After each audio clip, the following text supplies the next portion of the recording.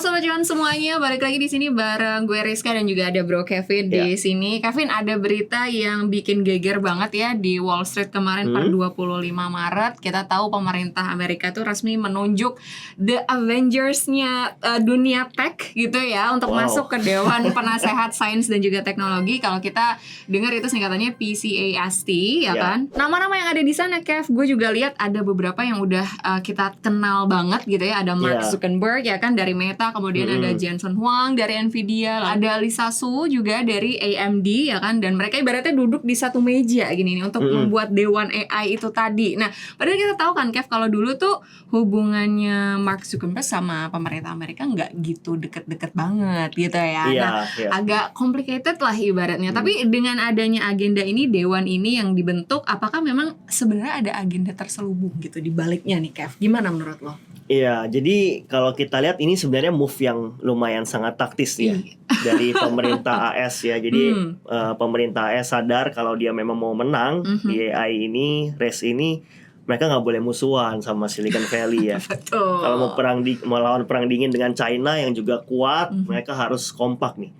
Makanya dibentuklah PCAST ini ya. Jadi ini dewan ini berfungsi untuk sebagai jembatan lah antara tadi pelaku industri yang memang luar biasa di bidang AI, developer AI dengan pemerintah AS. Jadi mereka itu dibuat supaya bisa mengatasi hambatan-hambatan regulasi nih yang terjadi selama ini ya. Jadi ini adalah eranya yang deregulasi. Kalian bantu gua untuk balap AI-nya Cina, tapi gua kasih lo semua deh kemudahan gitu ya. Nah, kayak gitulah. Nah, artinya apa? Nanti ke depannya biaya operasionalnya dari perusahaan-perusahaan AI tentunya bisa lebih murah dengan adanya tadi deregulasi dan hambatan-hambatan yang di-cut, dan hopefully nantinya akan tercermin juga di earnings daripada perusahaan-perusahaan AI ya kan. Jadi ada namanya pengurangan biaya segala macam, jadi laba operasional bisa meningkat dan juga tentunya bottom line-nya bisa positif juga nanti ke depannya. Oke. Secara regulasi gue nangkep ya apa yang lo maksud. Tapi ada satu nama yang sebenarnya bikin gue agak sedikit penasaran gitu ya. Ada nama Bob Mumgard gitu. Dia ini dari perusahaan Nuclear Fusion ya kan.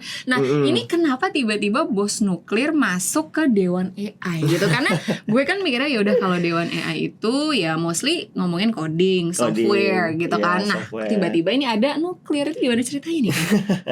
Ya ini memang orang yang sering luput ya. Mungkin orang mikirnya oh ini AI, tapi sebenarnya AI kan sebenarnya butuh listrik ya. Jadi mereka haus akan listrik, mereka untuk operasionalnya butuh listrik yang besar, butuh data center yang besar. Ya that's why ini mungkin adalah langkah untuk bisa mensinergikan dari hulu sampai hilirnya ya. Jadi Amerika naruh bos fusion di sana karena dia tahu ya AS gak akan jadi raja AI, gak akan menang AI race ini kalau memang infrastruktur AI termasuk juga power plant-nya itu, listriknya itu yang tidak dia kuasai juga. Nah, jadi kalau teman-teman juga nggak sadar, ternyata nuklir itu adalah salah satu sumber energi listrik yang paling murah. Betul. Compare with the others. Oke. Jadi kalau dalam jangka panjang ya, kalau ini kita taruh dalam jangka panjang, mungkin 10 tahun, 20 tahun ke depan, dengan menggunakan nuklir, ya, itu adalah sumber energi untuk pembangkit listrik yang paling murah. Karena yang pertama, dia itu nggak bergantung ya. Kalau misalnya pakai solar, pakai angin, itu kan bergantung dengan cuaca ya. Cuaca. Sedangkan kalau nuklir ini terserah mau musim dingin, mau musim hujan, mau bisa jalan ya. Mau musim kemarau tetap bisa jalan. That's why makanya itu yang menyebabkan emang di awalnya tuh lebih mahal sedikit dibandingkan yang lain. Cuma in long term kalau ditarik itu akan menjadi energi yang sangat murah. That's why di sana menaruhlah si Bob itu ya dari Fusi, dan juga nggak cuma Bob, ada juga CEO Oklo juga, Jacob. Ya itu yang memang perusahaan nuklir juga ditaruh juga di Board of AI Council ini. Ya, jadi di Q2 ini yang teman-teman kalau mau diversifikasi juga boleh banget nih ya untuk diversifikasi ke saham-saham energi bersih, termasuk tadi nuklir yang memang menjadi sumber energi utama dari pembangkit listrik untuk AI ke depannya. Iya, jadi emang berarti jangan cuma ke chipnya aja nih ya, Iya. tapi juga bisa diperhatikan juga dari sisi sektor energinya. Menarik ya. Berarti kita udah dapat energinya, chipnya juga tadi, CEO-nya juga udah ada ya kan ya. Sekarang satu lagi nih, salah satu co-chair dewan di sana juga kan ada David Sachs ya. Kita tahu dia juga dikenal sebagai AI dan crypto czar-nya Amerika ya kan, Kev. Apakah ini berarti artinya di 2026 ini garis pembatas antara AI dan kripto akan jadi semakin tipis?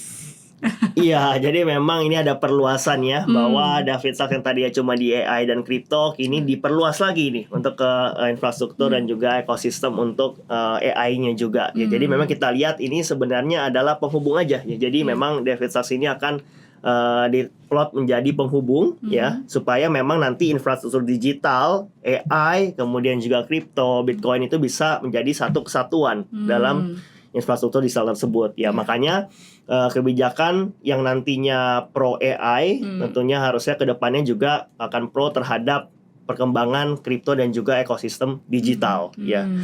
Nah, ini adalah alasan mungkin kedepannya juga Bitcoin masih cukup resilient ya. Adopsi institusi juga makin mulai kerasa, dan tentunya nanti kedepannya Clarity Act yang akan juga nanti akan dibahas dan juga hopefully akan disahkan, tentunya bisa dapat lampu hijau dari pemerintah AS yang melalui David Sachs di sana yang sebagai perantara dan pendukung untuk ekosistem AI dan juga digital aset ini. Iya, oke. Satu pertanyaan terakhir nih ya buat Bro Kevin. Kalau tadi kan kita udah dengar kalau Avengers Tech ini udah berkumpul di White House ya kan, udah ada list nama-namanya. Nah, sekarang gimana strategi yang paling pinter dan paling cakep supaya Sobat Cuan juga bisa menyikapi hal ini gitu? Iya, oke. Jadi ada riset terbaru ya, ini dari Goldman Sachs ya, bahwa satu hal yang menjadi panduan dan guidelines untuk investasi di Q2 ke depannya dan juga di in the rest of year ya. Itu namanya adanya Hello Framework. Oke, apa tuh, Bro Kev? Jadi Hello Framework itu adalah heavy asset dan low obsolescence. Ya, jadi selama 1 dekade terakhir fokus investasi itu terlalu banyak ke capital light ya. Didominasi oleh capital light aset ya, seperti teknologi di sana, software ya. Jadi that's why ini menjadi kurang adanya inflation protections. Ya, jadi teman-teman sekarang sudah waktunya juga mulai shifting nih. Ya, dari tadi yang capital light ya, sektor tersebut ke capital intensive sektor. Intensive sektor. Ya, di situ memang makanya Goldman merubah panduannya dari tadinya 60-40 nih. Dari bond dan equity 60, bondnya 40, sekarang menjadi sepertiga. Oke, berarti itu frameworknya nih ya. Betul. Boleh di breakdown nih Bro Kevin, gimana nih? Sepertiga yang pertama. Iya, jadi sepertiga yang pertama ya dari Goldman Sachs itu kita fokus investasinya ke growth dan inovasi. Ya, di situ tentunya yang ke depan masih sangat hot ya, tech AI itu kita fokus investasi di sana. Ya, dan AI itu create winners and losers. Jadi kita tetap di Mag 7 yang memang memegang peranan penting ya di depan untuk perkembangan AI ke depan. Nah, itu Mag 7 bisa kita lihat, apalagi sekarang Mag 7 pun sudah berubah dari capital light asset ini ke capital intensive asset ya, karena teman-teman tahu sendiri hyperscaler ini capex-nya udah gede banget meledak signifikan. Iya, betul. Yang kedua, sepertiga lagi teman-teman harus fokus di inflation protection, heavy asset, low obsolescence.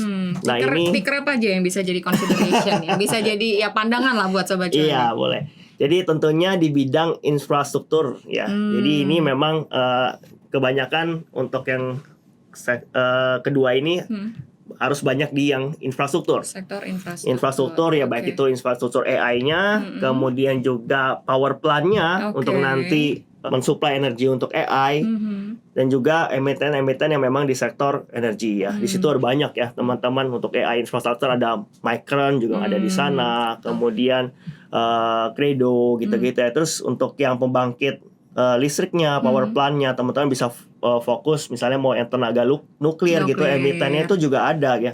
Ada Oklo tadi, terus juga ada CEG, Constellation Energy, kemudian ada Uranium Energy Corporation, UEC ya. Jadi memang pembangkit listrik itu banyak. Kalau mau fokusnya di tenaga bersih juga banyak.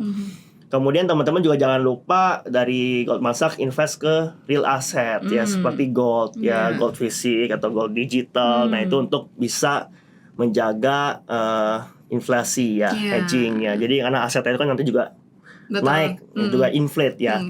Dan yang terakhir sepertinya lagi nih, seperti kayak lagi baru di aset yang memang safe dan aman. Untuk yang risk mitigation. Itu di situ ya tentunya dari Goldman Sachs menyarankan ke bond gitu ya, misalnya subscribe ke obligasi ya, terus subscribe juga ke forex ya, safe haven forex di sini ya, US dollar ya, terus juga Zurich franc ya, Zurich, terus juga Singapore dollar gitu-gitu ya, memang safe haven forex ya. Kemudian juga teman-teman bisa consider ke defensive sector ya, jadi misalnya mau ke emiten juga saham, tapi bisa ke yang defensive equities. Nah ini contohnya kayak kemarin kita pernah bahas juga Walmart, Costco, Coca-Cola, Pepsi yang memang kebutuhan dasar ya, tentunya yang menjadi defensive stocks. Nah itu juga bisa teman-teman consider. Nah kurang lebih itu ya 3 alokasi dari Goldman Sachs nih untuk sepanjang tahun 2026 nanti. Berarti lengkap banget ya, tadi frameworknya udah dijelasin sama Bro Kevin. Ada sepertiga dari 3 porsi yang berbeda-beda ibaratnya ya. Dan intinya tetap ya Sobat Cuan harus rutin juga do your own research. Dan tadi mungkin data-data yang sudah disebutkan sama Bro Kevin itu bisa jadi insight tambahan buat kamu dalam proses mempertimbangkan keputusan investasi kamu nanti ke depan mau seperti apa ya kan. Terima kasih Bro Kev, insight-insightnya hari ini sudah daging sekali ya, sangat-sangat penuh dengan insight. Dan untuk Sobat Cuan di rumah jangan lupa untuk tetap subscribe channel YouTube Peluang, karena supaya Sobat Cuan juga gak ketinggalan sama update kita nanti di minggu depan. Untuk sekarang gue dan Bro Kevin pamit undur diri dulu. Stay smart, stay curious, dan see you in the next episode. Bye. See you, bye-bye.